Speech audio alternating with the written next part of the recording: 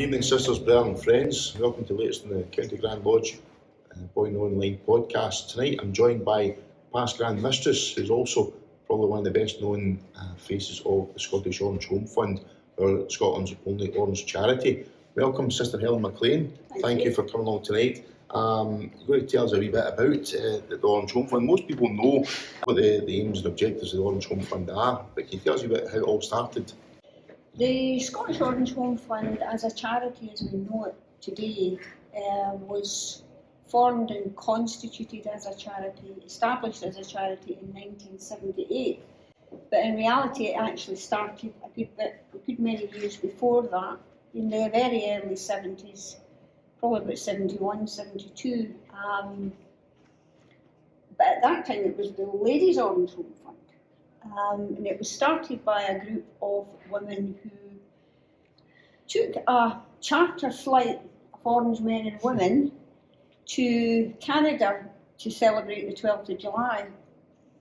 And they were spearheaded really by the person that I would say, in my mind, is who I would call the founder of the Scottish Orange Home Fund, and that was the late Sister Helen Hosey, past Grand Mistress. And Helen, I do remember her son, when he was doing a eulogy at her funeral, and he said, he was black affronted because in his class, most of the kids, their mother took hired a bus and went to Blackpool, but not Helen. She chartered an aeroplane and took a group of 120 orange men and women to Toronto for the 12th of July.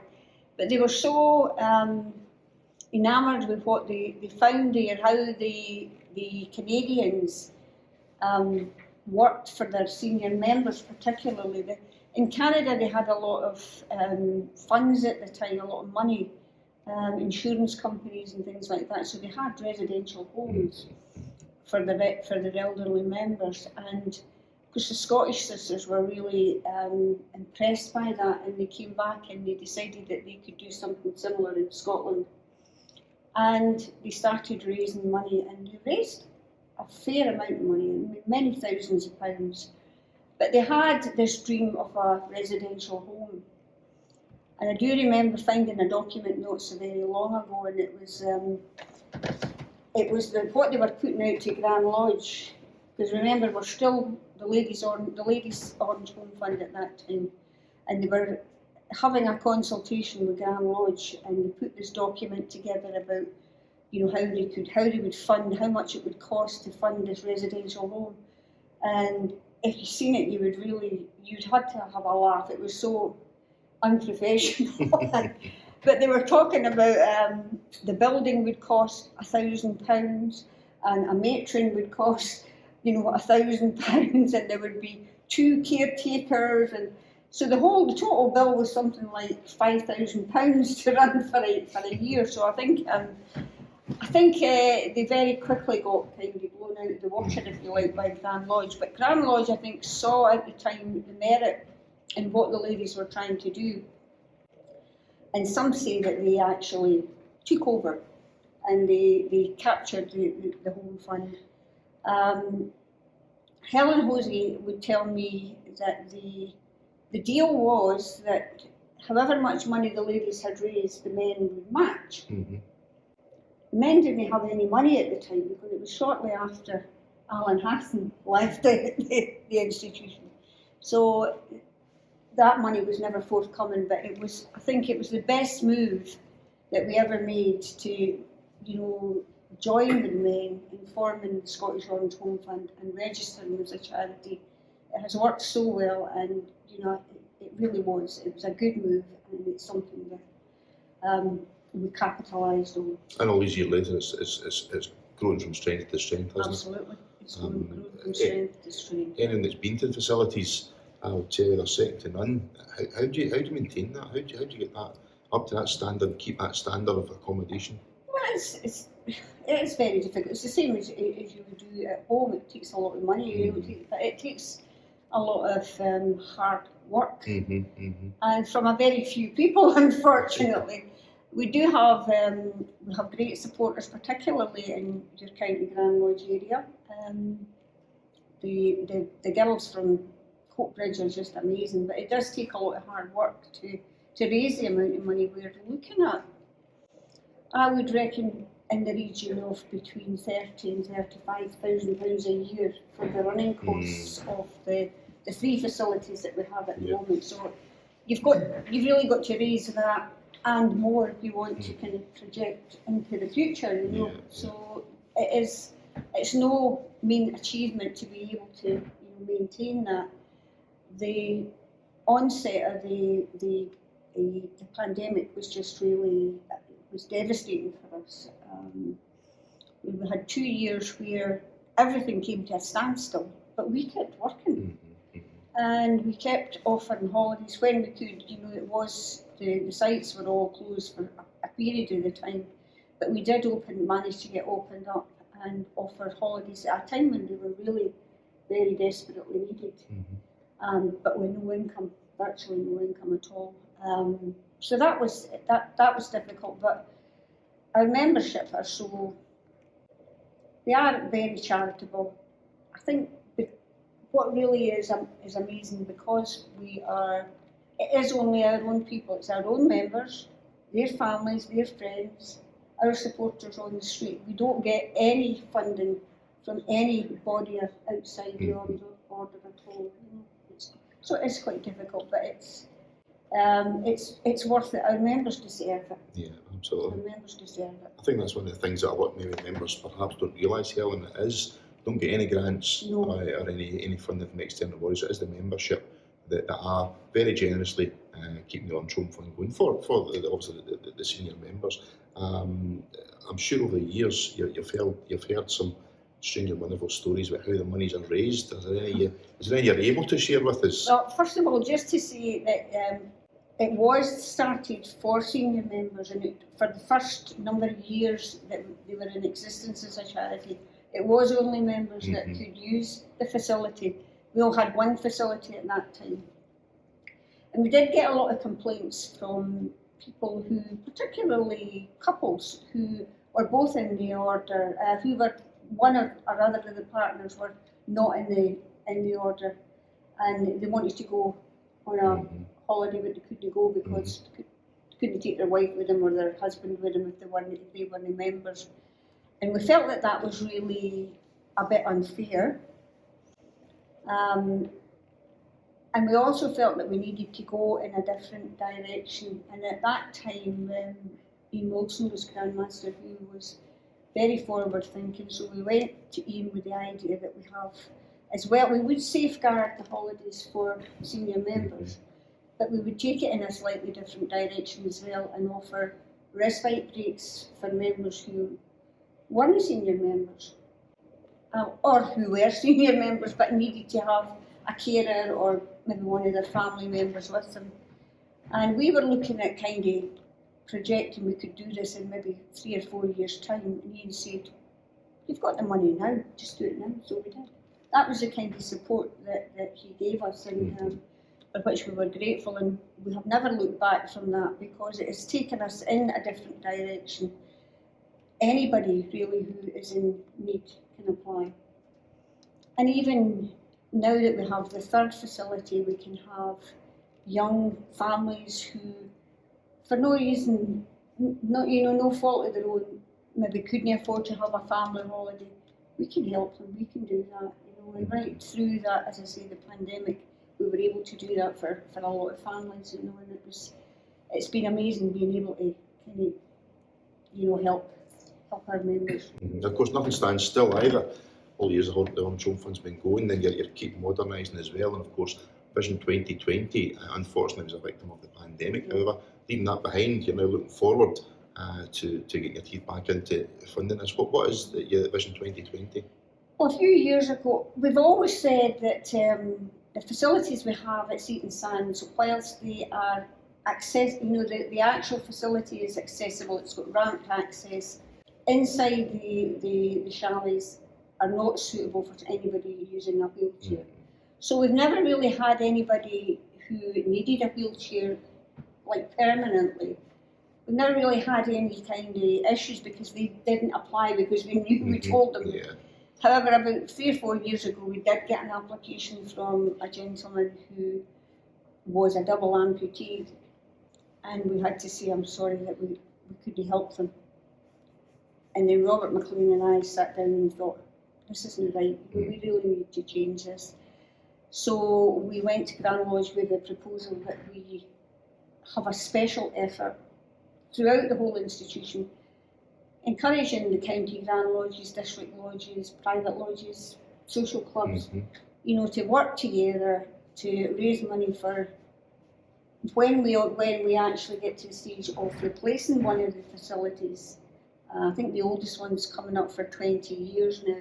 When we get to the stage of replacing that, we'll be able to replace it with something that we will be able to accommodate somebody who is permanently in a wheelchair. It's the kind of thing where we'll have wider doors, we'll have a wet room and proper flooring, you know, because at the moment the carpet, the facilities are all carpeted, so you couldn't really have a wheelchair there anyway, you know.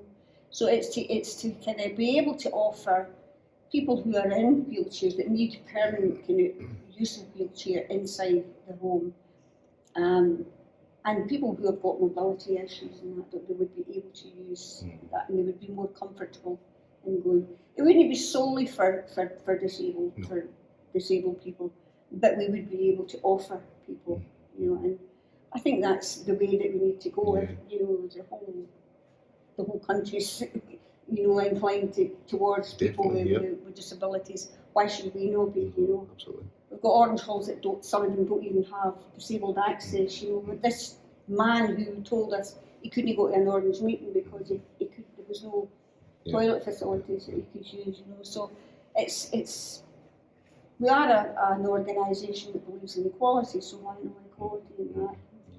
I know from speaking to you earlier on, you were saying that over the years, a wealth of great stories and how the members appreciate the services and the facilities that we're able to provide. Is there any you're able to share with us just now? Maybe a couple of examples. There's a few, I think, and I'm sure that, I mean, we've already shared this on another occasion, so I'm sure that the brother concerned wouldn't mind me sharing it, but one of the a senior officer, his grandson had I think it was cancer, brain cancer, and he was, you know, he had spent about 2 or 3 years going all over the world to get kind of treatment for it, and it worked for a short time, and then, you know, it ended up that he really was terminally ill.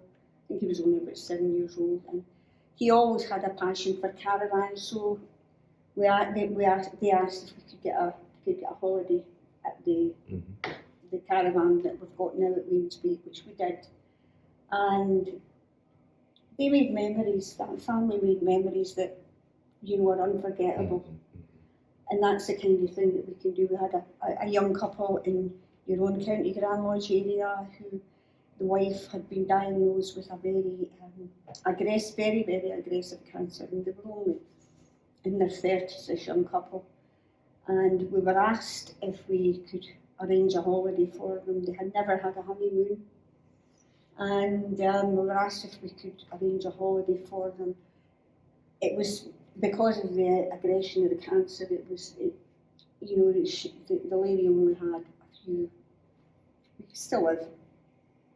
And we actually were able to arrange a holiday, but not only that somebody very gracefully gave up their week's holiday or agreed to change it so that this couple could get a holiday, and they did, and I think they managed to have 4 days together, which they said they would never forget. You know, and it's that kind of thing that you can do. We've had, you know, lots of stories like that. Just recently, just a few weeks ago, a gentleman phoned up again from Pure County Grand Lodge area, and wanting to give us a donation in that because he had a holiday. He said, you know, I've been 56 years in the institution.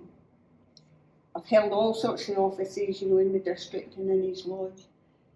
He said, and I've really enjoyed my time in the Orange Order, but I never really knew until I went there just what it meant to have, you know, people doing that for your Orange family.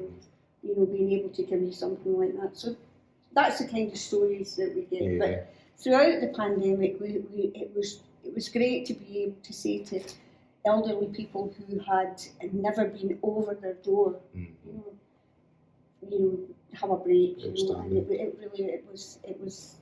it's what we do. It's what we do best in the institution.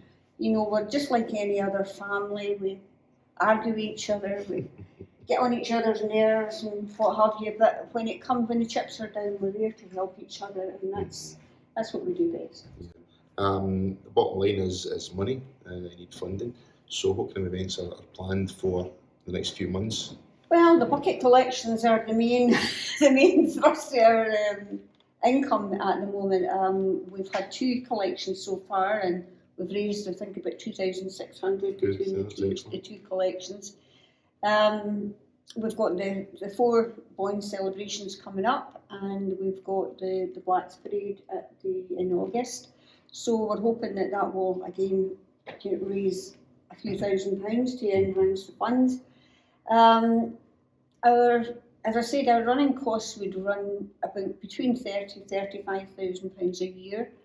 We have done an amazing job so far of, we reckon that by the end of the financial year, which is at the end of this month, that our 2020 challenge will have reached almost £50,000. So that's incredible.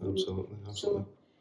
And I heard the wee whisper there's a bowls tournament. There's a bowling tournament coming up in August. There's a sponsored walk coming up in September. The usual, we've got an annual kind of calendar of events. Our Christmas fair will be held in November in the Glow Centre in Motherwell.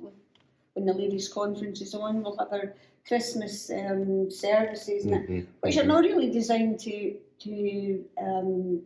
make money, but to bring people together and I think it's been quite successful in doing that. And we've got an annual cabaret night that we run every year.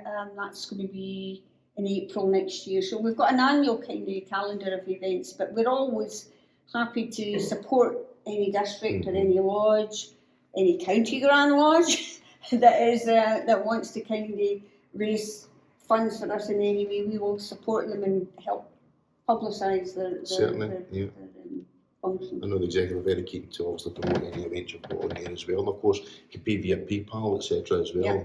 We'll publish the details on the screen at the end of this podcast. I think that really concludes what's been a very enlightening and interesting conversation. People know the Orange Home Fund's out there. How much they know about it, I'm not too sure, but I think hopefully after this chat with Helen, it's certainly opened a few eyes and a few purses, hopefully. Yeah. And please look out for Helen and our team of volunteers, dedicated volunteers along the parade route in Hollytown when it comes up soon, and any of the parade routes as well. And as I said earlier on, we would certainly put the PayPal details on the screen at the end of this podcast for anyone that care to spare whatever change they've got that they can spare for the Orange Home Fund. Helen, thank you very much for your time. And we would be very happy for any volunteers to come forward and help us. I'm sure you would. So there's an appeal out there, and I'm sure the bowls tournament and the sponsor cycling, sponsored walk, etc. will also be popular events. So please, if you've not already done so, please get your registrations in for that just now. These few words, thank Helen again. Wish you well for your campaign for Vision 2020, and look forward to seeing you all soon. Thank you.